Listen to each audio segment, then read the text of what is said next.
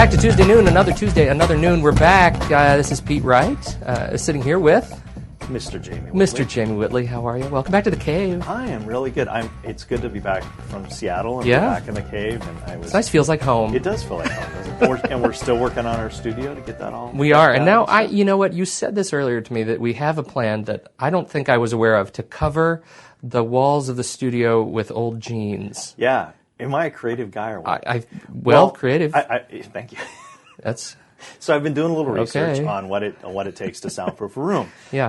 And of course, while we are a large organization, we are not flush with cash in our Tuesday noon in our Tuesday noon department at this point, but we will be, and we have high hopes. And so I've been thinking about, well, how do we not jack that out? high if you're talking about the bar is low. No, hear me out, dude. So how do we make our little cave really cool and also soundproof?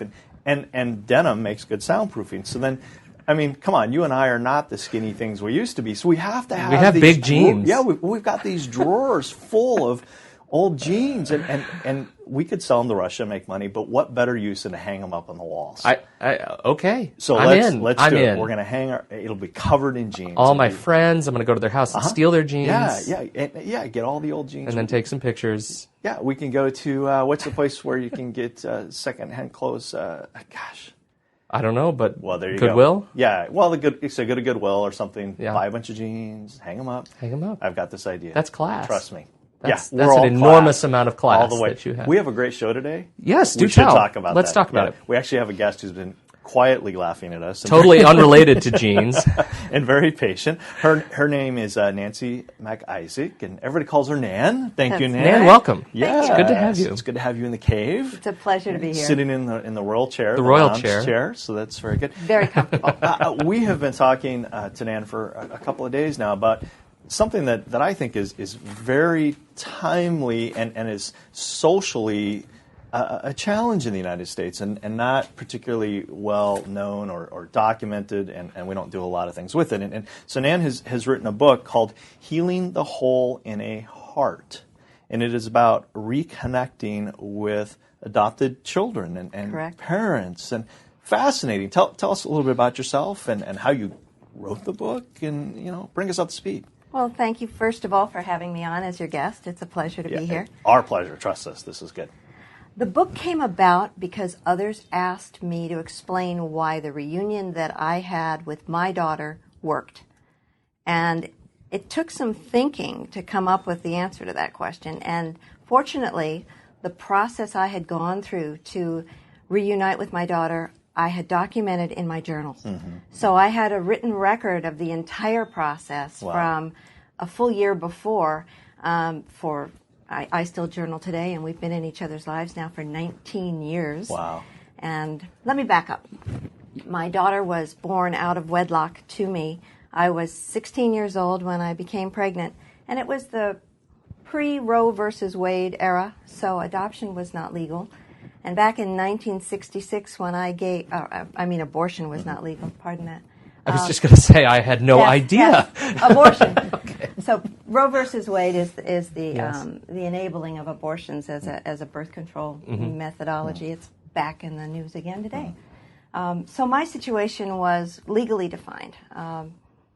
When my parents told me that I was going to, quote, go away to school, and in reality that meant go away, have the baby, and then come back and step back into my life as if nothing else happened. It was a devastating blow to me, obviously, but I did what I was told. So you were sent away from home. I was. Where did you go? I went to Philadelphia. I lived with a family friend, wonderful, wonderful people, and I stayed there until I gave birth to my daughter. Fascinating. And then your daughter was given away in adoption. Correct. And did you know who the parents were? Did you have any involvement with that? I'm sorry if this is painful, so I don't want to go too. I'm almost used to it, but okay. Believe me, it brings it all back. Okay. So if I take a deep breath, no, it's don't okay. worry. And if we probe too much, tell us. Because certainly it's not our intent. Well, when you write a book like this, you've got to be willing to sort of get be through there. I know. I just, true. I'm a sensitive guy. Yes, you are. Yes. Thank you. Well, let me see. You asked. So you gave up your daughter. Did you have any idea of who it was going to? Were you involved in that process, or it was, hey, thanks? The Children's Aid Society of Pennsylvania was wonderful. They actually gave me 10 files to read through. They were sanitized. I didn't know the names of the people, but I was asked my opinion as to which of those families I would like her to go to. And I picked a family. They had existing children. The father was a doctor. Mother was a stay-at-home mom. And as it turns out, that's who she went to. How do you know at 16 what the criteria are that you're looking for to provide a good home? You've got these 10 random families in front of you. How do you choose? I literally went with the one that felt the best. Where would I like to be raised? And that's the way I answered that question. Wow. And I think the piece that I remember today that was the most chilling was after giving birth and relinquishing her. By the way, I never saw her and I never held her. Oh. She was taken from the hospital, and I remember the day, and this is all in the book, because the first half of the book is the story as it unfolded. When I relinquished her, I was at a window, and I was watching the front door of the hospital to make sure that she left. She went out a different door. I never saw her leave. Oh, my gosh. Wow. It was heart-wrenching, and it still is. And yes. Here I am at 57 years old. It was a few weeks ago. No. Yes. No. Not a day above 40. So you relinquished your daughter. How do you go about stepping back into your life? You keep the family secret at all costs. There are things that you don't disclose, and I don't think this is unique to birth parents. I think it's unique to other situations that are atypical, whether it's beatings at home or whatever. When there's something that is socially unacceptable, you pretend it doesn't happen. And after a while, you believe that. It becomes the skeleton. Yes. Oh, big time. Absolutely. So you came home pretty quickly then, I mean, after the birth, and essentially... About a month. It's good to have you back, you're integrated back in, and everybody moves forward. Back to school. Nobody talks about it, I'm just guessing, but it's not one of these conversations, there's no support for you, there's no resources. Exactly. I went back to high school. My dad met me at the airport. I went home and saw my brother and sister, and they were glad I was back from school, which brings other issues later. Did they know? No. Your brother and sister didn't know? No. Oh, heavens. Fascinating. So your mom and dad. Of course. And a couple other people maybe, and then that's it. And exactly. Nobody says anything. Right. Oh, heavens. Wow. Okay, so what happens next? You go back to school and life becomes... Life it resumes. Exactly. At what point did it come out? Was it, years and years later when you decide to reunite with your daughter? Or actually, did you decide that, or did she? It wasn't my decision. One day, I got a letter in the mail, and the letter came from the Department of Motor Vehicles, and another letter came from the adoption agency through which I placed her on the same day. One letter said, there's a personal and private matter that we're looking for you to resolve. Please contact us and call this number. So I called the number the next day, hoping that this was what it was. See, what I had done, I'm married twice. I've kept all of my names on my driver's license, so should my daughter ever want to try to find me, I wanted it to be easy. But I had to resolve that it would be her decision and not mine. And then one day I got the letter. Why was that important to you, that to A, to reconnect, and B, that it's her decision? I was hopeful that one day I'd meet her. Yeah.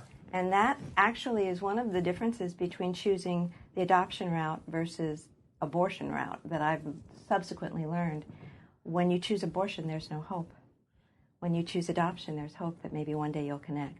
Because again, this was a sealed situation. I didn't know the people's address or name, and they couldn't find me. So I was hopeful that one day she'd look. So she tracked you down by your last name? She found me by contacting the adoption agency.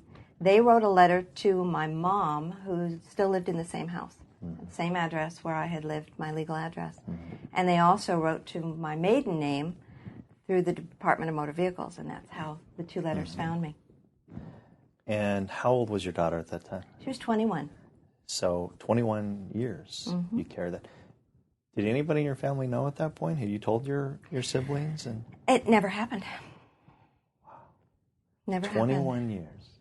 All right. So how does that process work? Okay, so they sent the letters. Keep going with the story. I gotta Yeah, know. and let's Ask questions later, man. No. This is the question. So the process. She writes the letter. They contact you. I called the Children's Aid Society phone number, and I spoke with a social worker who facilitated the verbal connection.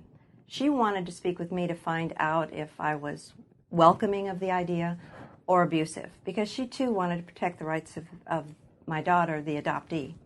And in this case, by the way, my daughter's name I'll tell you in a minute, but I found the adoption agency to be extremely helpful, very courteous, very caring, and I think had I been abusive in any way, they'd have severed the connection at that point and been a barrier to it. But instead, they made the arrangement to give my phone number to my daughter and put the ball in her court. She could call me or not. That's my stomach is in knots. So can you? I can't even imagine that first phone call. Neither could I. Truly, it was on August the 11th that I talked with a social worker, and it was on August 13th. Can you believe I remember this even now? I believe it. I can actually believe that. Yes. Yeah. And it was on August 13th that we first spoke by phone. Wow. And she had called once and left a voicemail message. So I heard her voice. I had a chance to react to the voice How'd she first. sound? How'd she sound? Very Eastern. She had this Philadelphia accent that was just amazing. I went, oh my God. She sounds so East Coast. And you were in Phoenix at the time? I was in California. In California? California. Mm-hmm. Couldn't be farther apart. No, we couldn't. And what's her name? Her name's Janet. Janet. Yes. Wow. Fascinating. Okay, so where did you meet? When she and I met by phone, and by this point in time, I'm an attorney, I'm married, I'm a professional woman, and I'm in control of my life. I mean, things like this don't happen to me. Right, exactly. So I did what all lawyers do. I went to the library to try to figure out what in the heck I was going to do about this. I wasn't equipped. It didn't occur to me to go to a therapist. There's got to be forms for this, right? Yeah. There's got to be. There's a process. Yeah. There has to be a procedure. Well, there were no books. There were tomes of medical documents. 44% of people do this and 25% of people do that. But there was no how-to manual for reunion. Nothing there to tell me what to expect. So after doing some research, which, by the way, was helpful, I spoke with my daughter and we set a date to meet. But we didn't meet quickly. We got to know each other by telephone and by letter first. And we met in January after having met on the phone in August. So it was several months later. And that was by design, essentially? Yes, by to try design.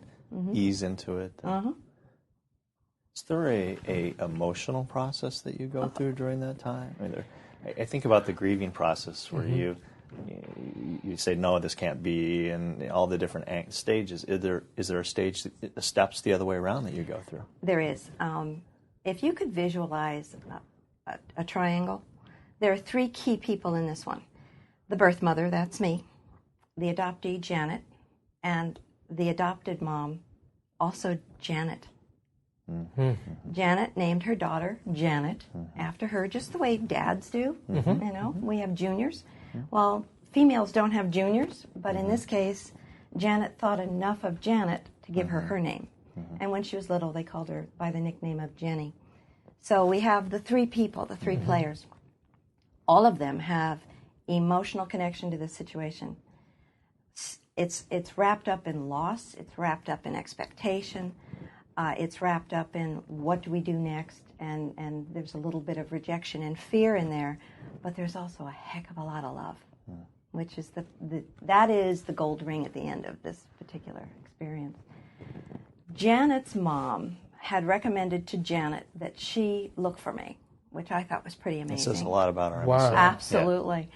Yeah. And there's some research that I've done. Adoptive parents that have natural children tend to be more welcoming of the reunion experience than those that only have adopted children. Again, I think it's the fear of loss. Sort of a fear, and it's an ego issue, and it's Yes. And most people that adopt have done it because natural birth didn't work, so it's almost a second choice. Right. So there's a piece of that in there too.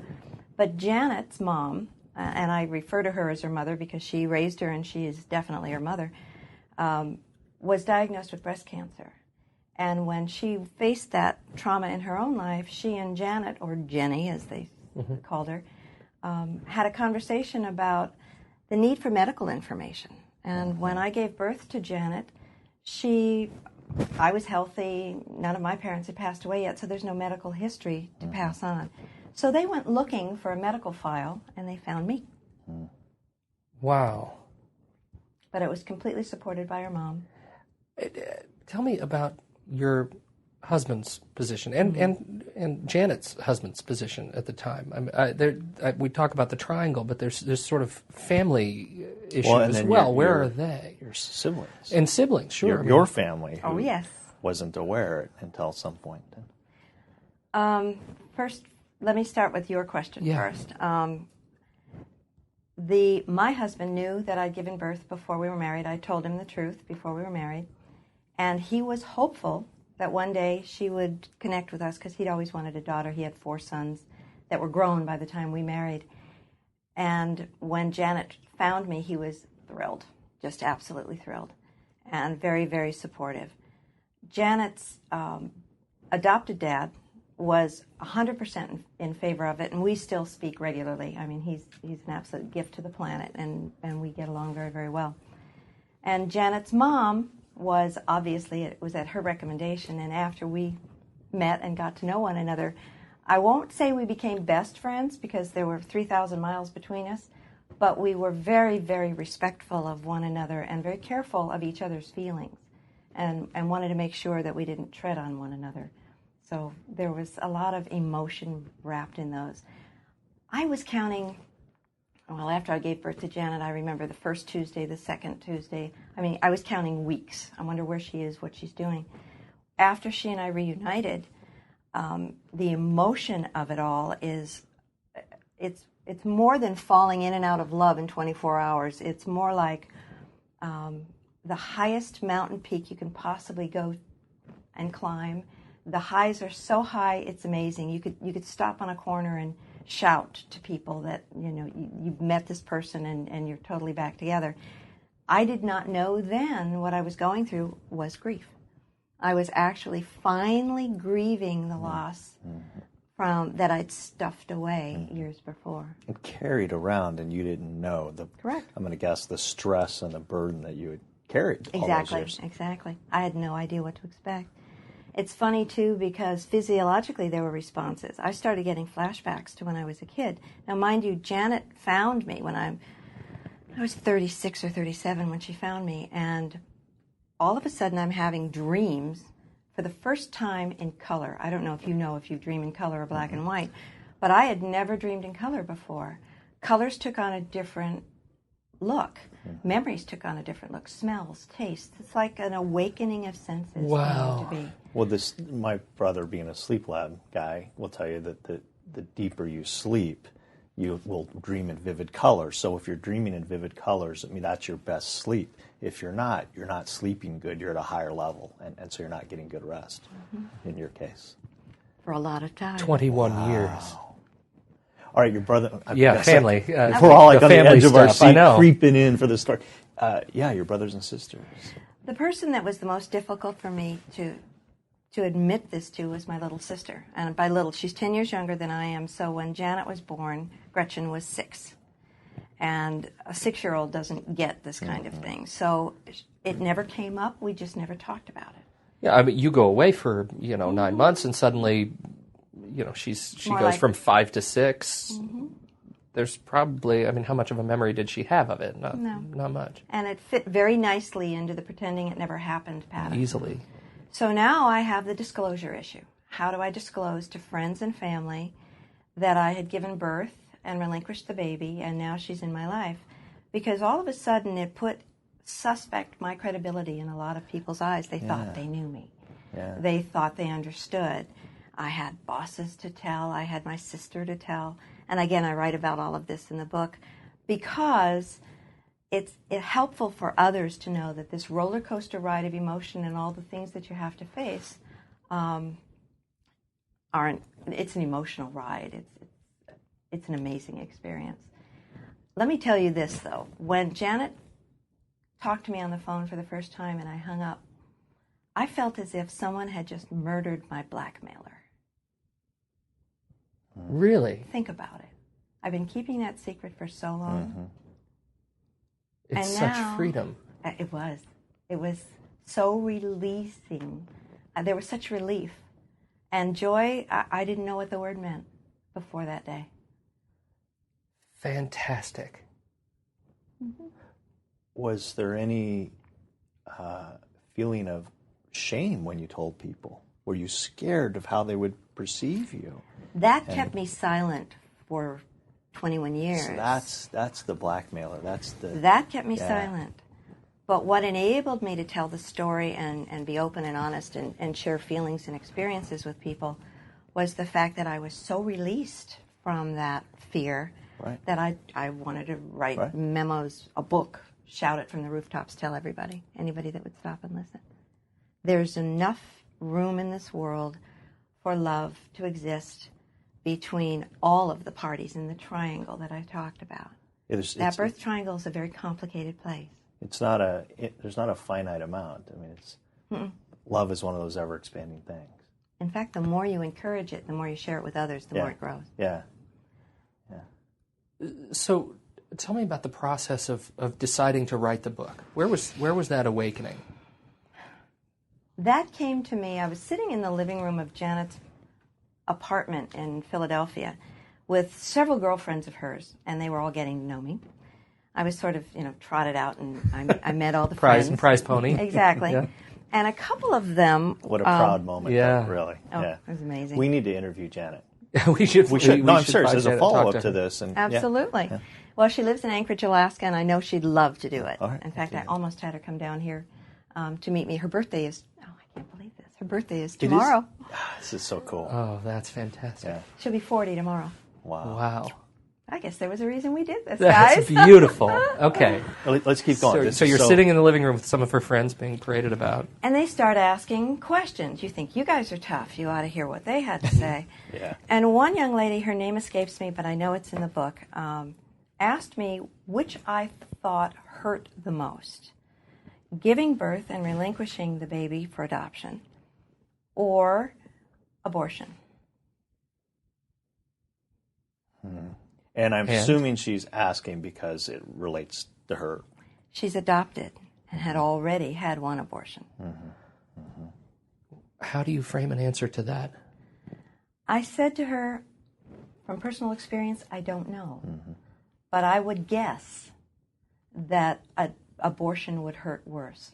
Because with abortion, there's no hope of ever meeting. And with adoption, there is a glimmer of hope. I think about that, and I'm not here to make a social commentary on Roe v. Wade and those sorts of things. Me either, and that's not the scope. But I do wonder, a person who is in that case, who does have an abortion, if that's the decision they make that's right for them, are there emotional things that go on that we don't deal with very well as a society? And if we just kind of do we sweep it under the rug, like, okay, Nan's gone for 10 months or whatever it was. Yeah, this person's in the hospital for a few days, and then they're back, and then life goes on to normal. And are there scars that we don't address very well that affect our behavior and stuff later on? The social commentary, though, is much more. The social question is much more broad than that, because it really, Roe v. Wade serves a purpose. Yes, there are a lot at some level. So I'm not here cosmically. Yes, there are a lot of things that go into it. So I'm not here to talk about that, But for every action, there's an equal reaction. And so we'll make decisions, adoption or not, whatever they are, school, no school, buy a TV and a credit card, whatever it is, all those have a feedback loop. Jamie, you asked me why I wrote the book. And it came from that cocktail party where we were all sitting there drinking wine and talking about life and why we make the choices we make. I was asked if I would be willing to speak, or I think one of the girls suggested that I put together a book, and I said, it's pretty easy to do. I've been writing this through the entire experience. Because you've been just publish your journals. I've been journaling it. And the first half of the book actually is in journal format, and you ride the roller coaster with me. Wow. You'll laugh, you'll cry, you'll go through the whole thing. You'll watch us through your mind's eye measure up our hands, measure up our feet, see that the blue of our irises match, who's got whose smile, all of that. Oh. It's kind of where I came from. It's very connecting. I'm buying. That's unbelievable. So that's where the genesis came from.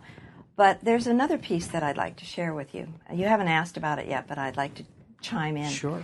The birth mother is only half of the birth-parent partnership. There was a birth father. I mean, this wasn't a mistake. So I met the birth father in church choir. I know this sounds ludicrous, but it's true.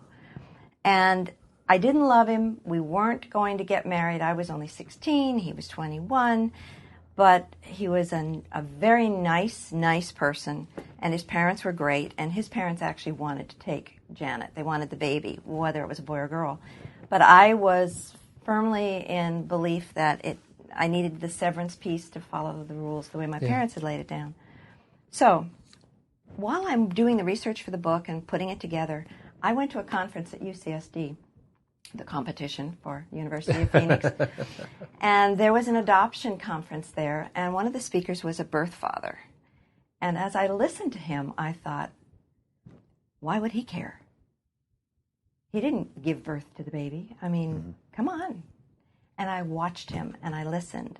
The man was so emotionally tied up in where his birth child was that the fact that it mattered to him had never occurred to me. So I continued. The lawyer in me goes back to the library, and I started researching again and found that for birth fathers, it is also traumatic at times. I think Dr. Laura Schlesinger has dubbed some males to be the sperm donor as opposed to the father. Very disparaging definition. But I was buying into that, probably because it was comfortable for me. And when I found out that the birth father could be connected, I thought, maybe she needs to know both of us, not just me. So I went home, went to sleep, slept badly, thought, okay, I'll see if I can find him. It took me less than one day to locate him. He'd done the same thing you had. No. Made himself, no? No, I had called the church where we had been in church choir. There was a secretary filling in for the one that normally worked, who happened to have been the secretary when Matt and I were in church choir. And I called and asked about his family, and she asked if this was some sort of reunion thing. Little did she know. And I said, well, yeah, sort of. And she said, well, honey, they've moved. His mother and father are now in Missouri, but so-and-so is the best friend, and I can give you her phone number, and she can put you in touch. It took me less than a day to connect with Matt's parents and then get his phone number. I've got all of this in the book. Then I called him. First of all, I called Janet. I put the whole thing in writing to her from my journal, and I said to her, I've been doing this research. I came upon the idea of the birth father. Maybe you need to meet him. And the reason I sent her a letter was because I didn't want her to interrupt me with arguments on the telephone. So I figured she'd have to read the letter first. Get to the end. So she got to the end and called me and said, absolutely, let's get in touch. And I said, okay, here's his phone number. And she said, well, wait a minute, you call him. That's always great. You do it. You do it. And I said, let me get my husband on the phone. So now the three of us are on the phone, and my husband says to my daughter, okay, Nan, you call him. Wait a minute. No. Good for him. All right. I'm going to vote for the guy. Good job. Truly. Good job. So I'm pacing around the house trying to figure out how I'm going to dial the phone. All the drama of that is in the book as well. And I do make the phone call, and if he's home alone. Wife is a nurse. She's off at work. His two boys are not home from school yet. And we chatted, and it started very cold, where I said something like, and I'd have to read the book because I don't remember the exact words anymore, but I said, this is Nan Mac Issac. You may remember me as Nancy Jonke. And he went, yeah. Ice. Whoa. Mm-hmm. And then by the end of the conversation, he was laughing, excited, and he said, are you going to call her? And I said, I'll call her back. He said, well, don't stay on the phone too long. As soon as my wife gets home, I'm going to tell her, and then I have to call her. So his wife didn't know. I did not. She knew, but she didn't know that Janet had found it. Surely. He had told his wife before they married as well, as I had with my husband. They were pretty good. That church part, we learned the truth piece. We just also learned how to be quiet afterwards. Yeah. Secrets. You must keep the secrets. So Matt and Janet met by phone, and then he flew to meet her in Florida where she was living. And they met, and the rest is all in the book. They not only met, but she then flew up to Anchorage, Alaska to meet her half-brothers, where she met and fell in love with a co-worker of her birth father, married, and now she's living in Alaska. Do you have children? No kidding. She does. She has 3. So you have grandchildren? I do, and I got to cut the cord for the second one when he was No born. kidding. Oh, it just goes on and on and on. I haven't written the sequel. I should. Yeah, truly. Yes. You wouldn't believe it. Truth is much stranger than fiction. What an amazing gift you've been given here. Yes. Your family. Yes. And telling the story and helping other people. Mm-hmm. Very powerful gift. What I wanted to do, I mentioned to both of you that I went to the library and there wasn't anything. Mm-hmm. I put together a how-to book for people that are looking at reunion. And I've actually had we have so many commingled families now where multiple families marry, remarry, and you got step thises and that's. A lot of the strategies that I write about work in those situations as well. So the first half of the book is all about my situation, my story. The second half is called adjustment, how you then get through it.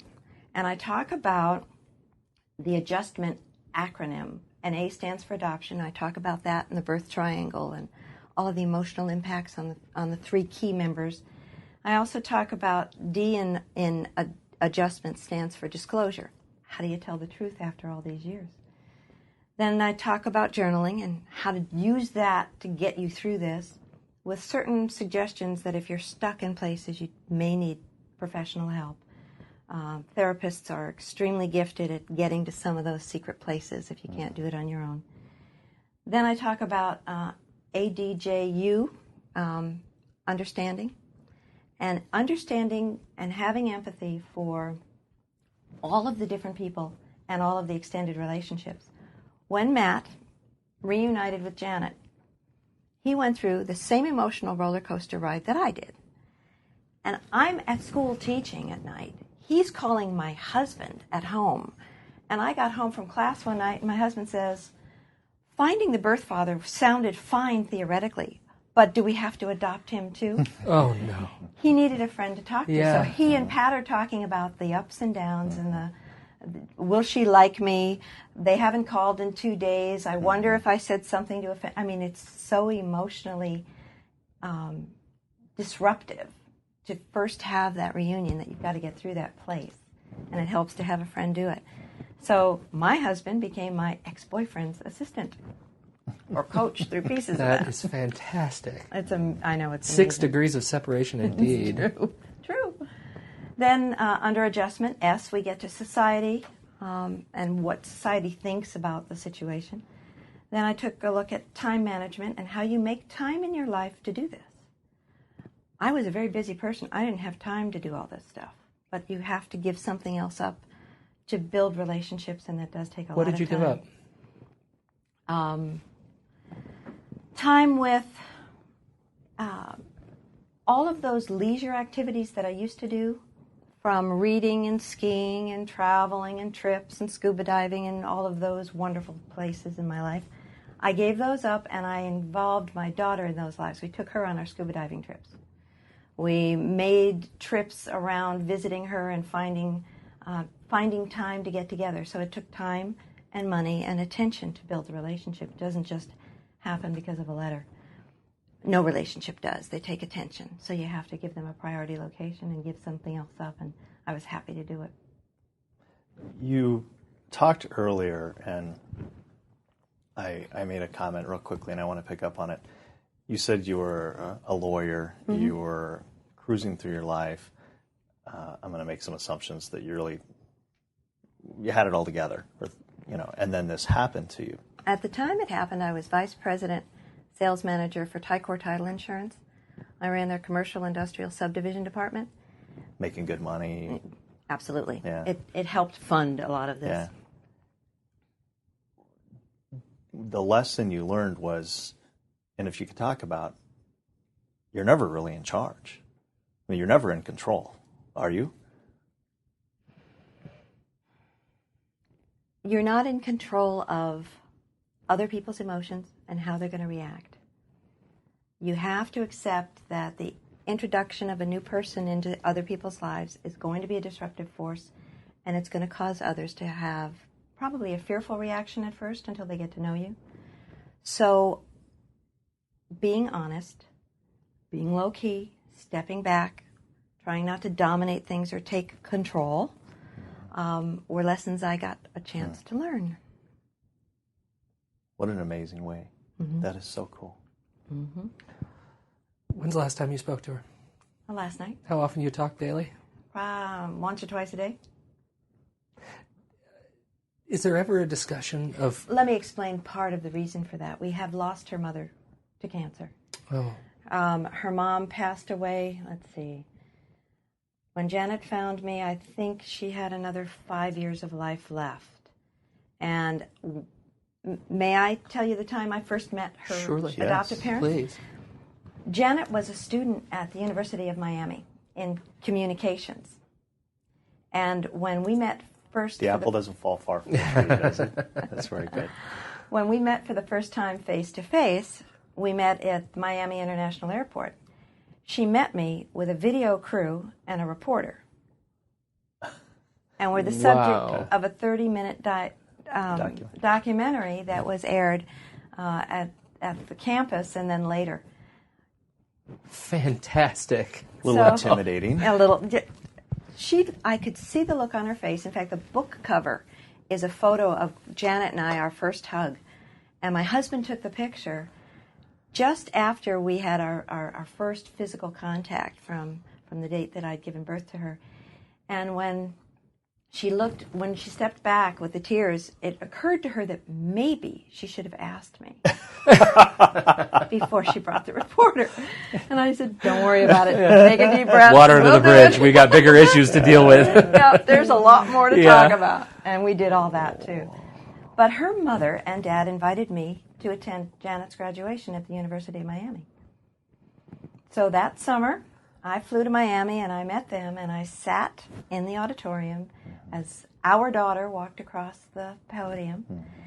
And in cap and gown, I'm sandwiched between her mom on my left and her dad on my right. And her mom put her arm around my shoulder, gave me a big hug and said, Nan, I am so glad we met you, because now we know it isn't what we did, it's who she is. There were a lot of things that were explained after they met me. Mm-hmm. Truly. Truly a gift. Is there ever a discussion of between you and Janet of making up for lost time? Has that ever entered into it? No. The past is over. Yeah. We made all of those decisions for lots of reasons. We covered them all. They're all in the book. Yeah. Society where it was, the rules where they were, what was socially acceptable. And we just took today, and my husband's suggestion to the both of us was, happiness is now, live in the present, future will take care of itself, but live in the present, and that's what we've done. Yeah, just look forward. Great memories, move forward. Look forward to opportunity, not backward to blame. Well, this has been quite a gift for us. Yes, very much so. Healing the Hole in a Heart. And we'll put a link to the book up on Amazon. I'm going to go buy it. Up on the website. And I do want to make a comment. You and I talked off the air a little bit that there are other situations that this book is helpful as well. So for example, if you have somebody in your life who is adopted and has reconnected, or maybe even hasn't reconnected yet, this is good for them as well. So not just for the mother or the adopted parents, but also the child in any of those circumstances. It helps them identify issues, and they know they're not crazy. Some of those emotional things they're going through are not only predicted, but they can realize that they can be mitigated with a little bit of attention, And I think it'd be a very healing and helpful book for any member of the birth triangle. That you are not alone. You are not alone, but you're here. But you're here. Nan, this has been great. Thank you for sitting down with us. This You're is a very real welcome. treat. We truly appreciate it. Would you do us a favor and talk with Janet? Happy and see to. if she's willing to spend some time with us, and we can. We'd love set to up do a part schedule. 2. We would love to follow up on this and see the other side. You got a Very deal. good. Thank I you, know Nan. she'll say yes. Well, your Great. mother. Absolutely. Well, I won't pull that card. Well, we look I'm forward- Nancy, by the way. She calls me Nan. She calls She you calls Nan. you Nan. All right. Well, we certainly look forward to talking with her as well. And this has been pure joy, and I can't wait to read the book. It really has. Yes. Thank you for sitting down with us for another Tuesday noon. We're Under the Bridge. Thank you, Jamie, for sitting down again in the cave. Until next week, this has been Tuesday noon. We're We're out.